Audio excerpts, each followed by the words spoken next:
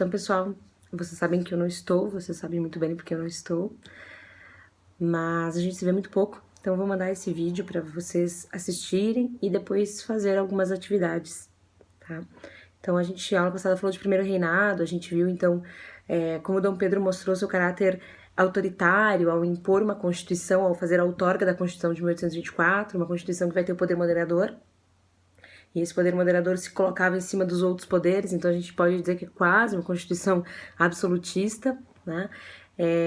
Nós vimos também que houve algumas guerras de independência, nós vimos também que a gente precisava do reconhecimento de Portugal, a gente teve o reconhecimento dos Estados Unidos, e quem vai fazer Portugal reconhecer o Brasil como independente será a Inglaterra, porque havia interesse aí que Portugal reconhecesse logo o Brasil como independente para a Inglaterra poder voltar a fazer comércio normalmente, né?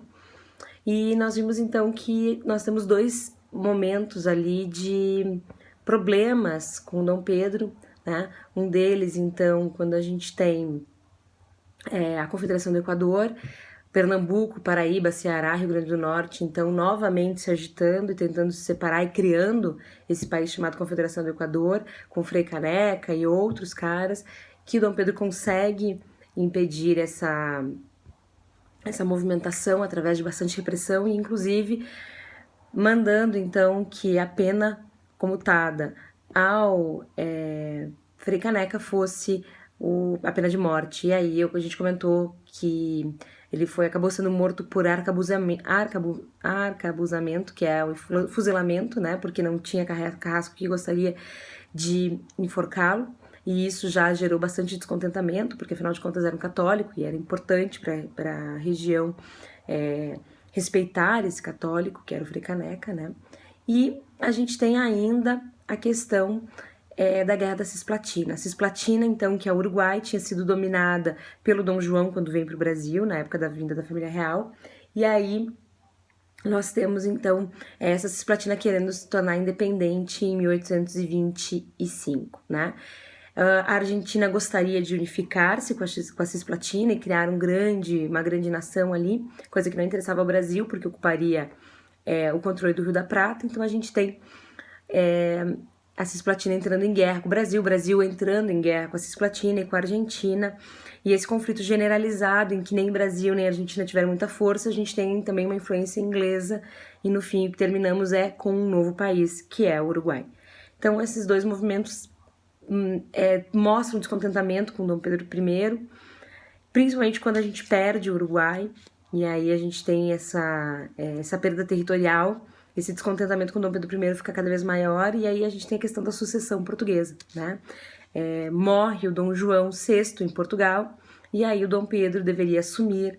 O Dom Pedro renuncia ao trono em favor da sua filha, Maria da Glória.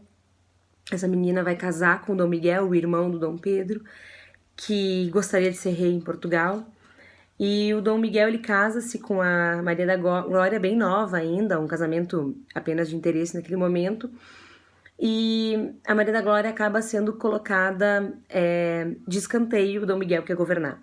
E o Dom Pedro começa a se incomodar com essa situação, e como ele já não tem apoio político no Brasil, a gente vai ver que já há um descontentamento generalizado com seu autoritarismo. Soma-se a isso o fato de um jornalista, o Libero Badaró, que era um italiano, que foi espancado em função das suas opiniões liberais, e ele acaba morrendo desse espancamento. Isso gera mais descontentamento ainda com Dom Pedro I.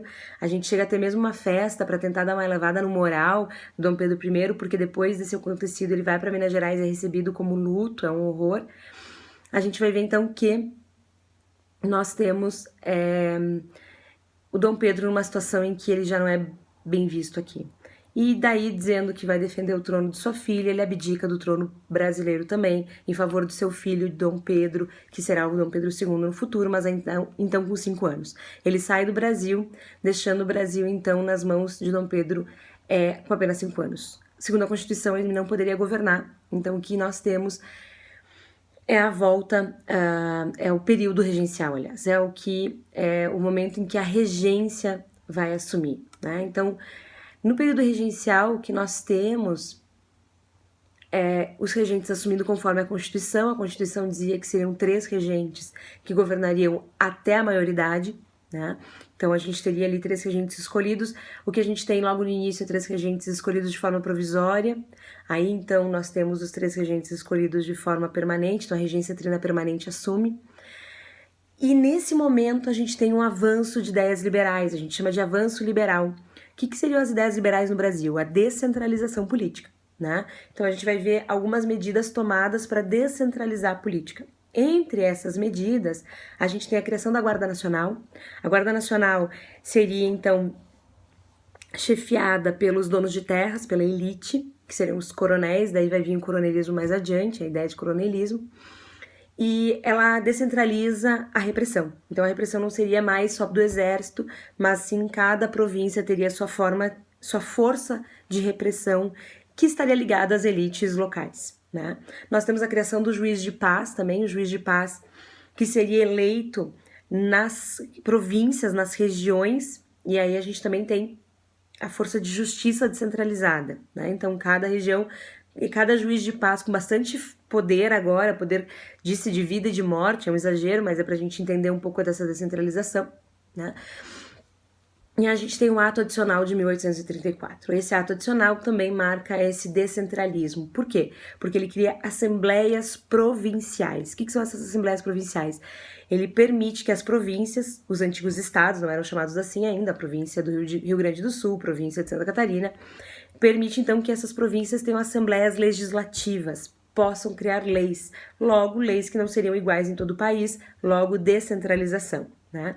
E uma outra questão que esse ato adicional de 1834 faz é a questão de que permite agora que a regência não seja mais trina, ou seja, não sejam mais 3, seja una, um só, e este eleito a cada 4 anos. Ou seja, a gente diz que há uma experiência republicana e federativa durante o período imperial, que é esse período regencial. Só que nós vamos ter uma grande movimentação popular e não tão popular assim no período regencial. O período regencial é caracterizado principalmente pelas revoltas regenciais.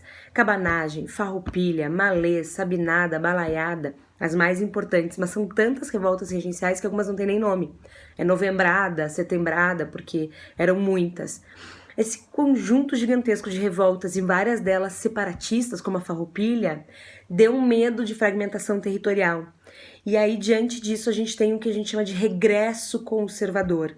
Então, os conservadores vão assumir o poder na figura do Araújo Lima, que vai fazer uma lei interpretativa do ato adicional, que vai, por exemplo, nomear o presidente das assembleias legislativas provinciais, e esse cara teria que aprovar ou não alguma lei tomada por eles. Logo, centraliza de novo as leis. Também vai diminuir o poder do juiz de paz e passa a nomear os coronéis, que seriam chefes da Guarda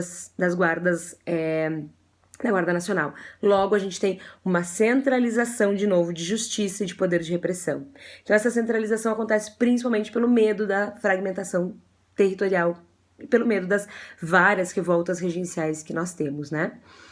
Então, o que eu gostaria que vocês fizessem? Eu gostaria que vocês pegassem o livro de vocês têm um livro da página, no livro, capítulo 19, desculpem, da página 21 até a página, tô olhando aqui, até a página 27, e vocês têm ali as revoltas regenciais. Eu gostaria que vocês criassem uma tabela comparativa delas, colocando o nome, a época, por que elas aconteceram, o que